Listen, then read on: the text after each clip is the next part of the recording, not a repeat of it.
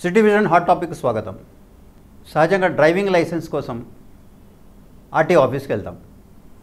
RT ఆఫీస్లో గంటలు గడ్డి లైన్లలో నిలబడి రోజంతా పడిగాపులు కాపి లైసెన్స్ పొందడానికి నానా తిప్పలు పడతాం. ఇక ముందు ఆ సమస్య తీరే అవకాశం స్పష్టంగా కనిపిస్తుంది. ఇకపై మీకు ఆ బాధ అక్కర్లేదు. జూన్ 1 నుంచి ప్రైవేట్ శిక్షణ సంస్థల్లో డ్రైవింగ్ టెస్ట్ నిర్వహించి లైసెన్స్ చేతికి అందిస్తారు.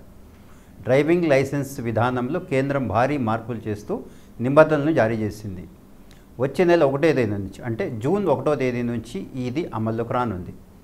ప్రైవేట్ సంస్థలకు డ్రైవింగ్ సర్టిఫికెట్ జారీ చేసేందుకు అనుమతి ఇచ్చింది కేంద్రం. అందుకు కొన్ని నిబంధనలు విధించింది. డ్రైవింగ్ స్కూల్ కనీసం 1 ఎకరం భూమి కలిగి ఉండాలి. 4 వీలర్ డ్రైవింగ్ శిక్షణ కోసం అదనంగా 3 ఎకరాల భూమి ఉండాలి. శిక్షణ ఇచ్చేవారు కనీసం 10వ తరగతి పాస్ అయి ఉండాలి.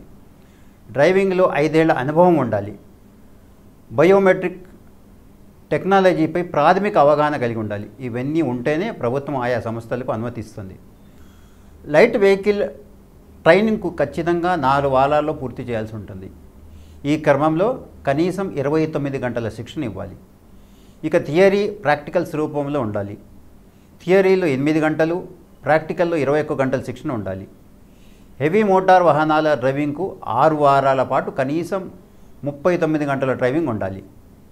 ఇందులో 8 గంటల థియరీ, 31 గంటల ప్రాక్టికల్ తరగతి ఉండాలి. ఈ నిబంధనలన్నింటినీ పాటించే డ్రైవింగ్ స్కూల్స్కి లైసెన్స్ జారీ చేసేందుకు అవకాశం కల్పిస్తారు.